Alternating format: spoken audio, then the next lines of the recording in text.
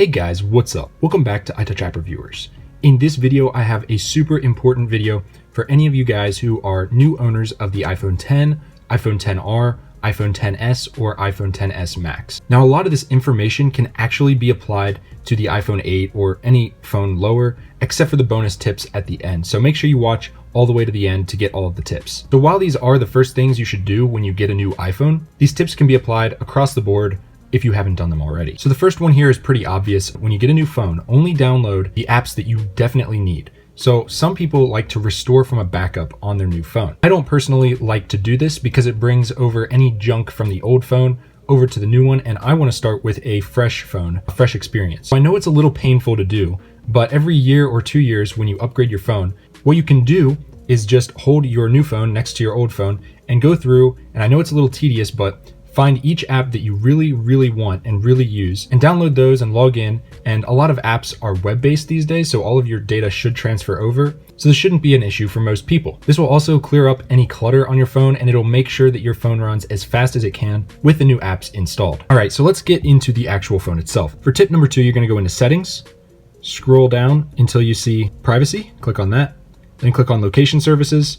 And in here, scroll all the way to the bottom, and you'll see system services. Now in here, you'll see something called significant locations. After you put in your passcode, I would definitely turn this off. It's very creepy. If you actually go into here, it will show you all the places you normally go. So if you want to catch your spouse cheating, this is one spot to do it. But overall, I would just turn it off because it is super creepy. If you do use a lot of the features for maps and calendar where it tells you, when you need to leave to go somewhere, you might need to keep it on. But for most people, I would turn that off. Now the next tip here, tip number 3, any of these services that you don't use should be turned off. So this will save battery life and also just save some of your privacy, to be honest with you. Cell network search does not need to be on. Compass and calibration probably needs to be on. Emergency calls and SOS, I would keep that on. Find My iPhone, yes, of course. HomeKit, I don't use it, so most of you guys can probably turn that off. Location-based alerts, a lot of you guys probably want that off. I just have it on for whatever reason. Location-based Apple ads, definitely turn that off. And location-based suggestions, those are both just battery drains and really don't add any useful utility to your phone. Motion calibration, distance, setting time zone, share my location, those all can probably be on, especially if you use Find My Friends, you're going to want share my location on. Wi-Fi networking, I turn that off, and then significant locations, like I already said, turn that off. And then down here, turn off iPhone analytics, popularity near me, and routing and traffic. Those just send data to Apple to help their products improve, but you really don't need that eating up your battery or tracking you all the time. All right, so while we're in this setting here, now that you've got all your apps downloaded, you're gonna go through these and make sure that they are set to either never or while using. Most apps will also ask for always, so they will ask to always be able to track your location. This is a huge invasion of privacy in my opinion, and really does not need to be on. It will also drain your battery. So as you can see, I've got these mostly set to never. A couple of them I've got to while using, but the rest, definitely keep those off. And that's something that a lot of people often look over, so definitely make sure you make these changes. Next up, it's still in the privacy tab here. Scroll down and click on analytics. You're going to want to turn off shared iPhone analytics, turn off share iCloud analytics. So you really don't need those sharing to Apple. There's really no point to that. And then down here, this is a bonus tip as well. Turn on limit ad tracking. So I know it doesn't make a whole lot of sense, but if you turn this on, it should limit the tracking IDs that ads use. So if you turn that on, you can see right here, opt out of receiving ads targeted to your interests. So it'll stop tracking you a little bit. Make sure that's turned on. Now this next tip here is kind of controversial, and they actually moved where it goes. So for some reason, Apple decided to change where auto brightness is at. You would think that it would be under display and brightness, but it's not.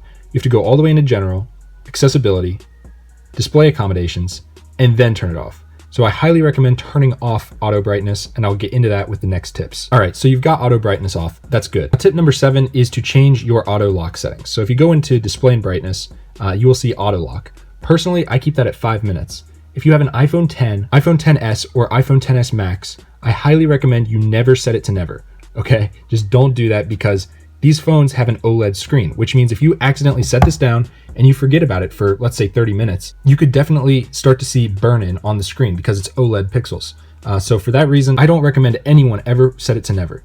So if you have to set it to 5 minutes, I wouldn't recommend 30 seconds. So I think 5 minutes is a sweet spot because that way, if you do forget to lock your phone, it'll lock for you, but it won't be dimming on you every 3 seconds, like with 30 seconds. It's super annoying. All right, so the next tip deals with your apps. So if you click on general, and then click on background app refresh. I would recommend having this off all the time. So to turn it off across the board, you can see up here, it's just completely off. Or if there was a couple apps that you really wanted to refresh in the background, you could turn those on manually if you turn this on, and then you can select which ones you want to have on. Personally, I keep that off across the board. It saves battery and there's really no use for it for me. All right, now this next one could really save you if you guys have a data plan. So if you guys have a data plan that's not unlimited, I would highly recommend this. For everyone else, I also recommend it. Now I have an unlimited plan, but I still use this tip. Head into cellular and scroll all the way down until you see something here called Wi-Fi Assist. I highly recommend you turn that off, because what it'll do is it'll automatically use cellular data when Wi-Fi connectivity is poor, which means if you have a capped data plan, let's say at 1 gig a month, and you have this turned on, if you're in a poor Wi-Fi area, or let's say your Wi-Fi signal drops to a bad speed for a second, it will start using data and you will never know it. It will still show the Wi-Fi icon. So this is terrible for those of you that actually have this, and it's usually turned on by default. So I would turn that off across the board. Now this next one is personal preference, but I highly recommend you set your brightness down a little bit. So personally, as you can see here, I keep mine set just above the top ray of the sun. That is optimal for me. It doesn't use too much battery and everything looks good. If you keep it up above 50%, you're gonna notice a lot of battery drain. So I would recommend keeping it a little lower. And if you have a 10, 10S, 10S Max with an OLED screen, the lower the brightness, the less risk of burn-in. Now again, burn-in is usually caused by leaving it on a screen like this for hours on end. That's why if you go to the Apple store, you might notice that some of the phones have burn-in, like at Best Buy, the Apple store, where it's just sitting on a screen all day at full brightness, those get burn-in. I have zero evidence of burn-in on my iPhone 10 after a full year of usage, so really not something average users should worry about. All right, so this next tip is pretty cool. A lot of people don't think about this either, but go into your notifications and turn off any of these that you don't use very often. There's really no need to have apps spamming you all the time with notifications. It can disrupt your concentration if you're trying to get something done, and really, you just don't need it. So a lot of excess notifications will also drain your battery. Every time it buzzes, every time it has to light up the screen, stuff like that gets super annoying. So as you can see, I customized like Clash Royale. It only shows banners. It won't show the badge icon, stuff like that. So I definitely recommend just take 10 minutes and go through all your apps and turn off the ones you don't need. All right, so the last tip before the bonus tip is something that I've never seen any other YouTuber tell people to do. So after you get a new phone, you load all your apps, you update the iOS, you update your carrier settings, everything like that. Everything's set how you want it. You've logged in everything, reboot your phone. So this is something that a lot of people just overlook, and it can cause some issues with apps crashing and your phone being slower than it should be. So after you get everything set, and you should also do this after every major iOS update, go ahead and reboot the phone. You can do this on the iPhone 10 or 10S Max, I think the 10R as well. Just press the up button on the volume and the power button at the same time, hold them together, and you'll see slide to power off. Just pull that, wait about 60 seconds, then you can just press and hold the power button for like 3 seconds and it'll boot back up. And this will clear the cache on the phone and it will run much smoother for you. So huge tip that no one else talks about. Now for every single time you do an iOS update, I recommend you update your phone, wait about 5 minutes so that it can index all the files, and then after about 5 or 10 minutes, just do the same thing, reboot it, and then you're good to go for a while. Now, another tip would be to reboot it maybe once every week just to clear things out, but that's totally up to you. You don't have to do that. Usually just after a major iOS update, right after you get a new phone, load up everything, just do a reboot to make sure that the phone is running optimally. All right, so the bonus tip, this is probably one that you guys may have noticed. This is an iPhone 10 and I have a black wallpaper. As you can see, this is a black wallpaper all the way, and this means that since this is an OLED phone, these pixels are off. There's no energy being used to power these pixels, which means I am saving battery life. Sure, it doesn't look quite as flashy as normal. Let me unlock the phone real quick. It's very, very usable. So I actually like this clean look. And if you watch a lot of YouTube videos, you'll notice a lot of big YouTubers just have black backgrounds. Why? Well, first of all, it looks clean. It just looks good. It also hides the notch a little bit.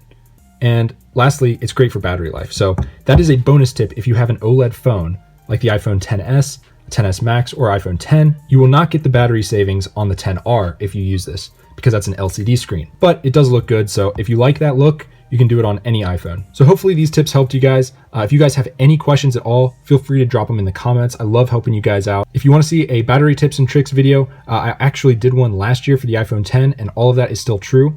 A lot of those tips I included in this video for you guys, so you don't have to watch a bunch of videos on it. If you want extra battery tips, go check that one out. But that's all I got for this video, guys. If you liked it, all I ask is that you please hit it with a thumbs up and subscribe, and I will see you guys in the next one.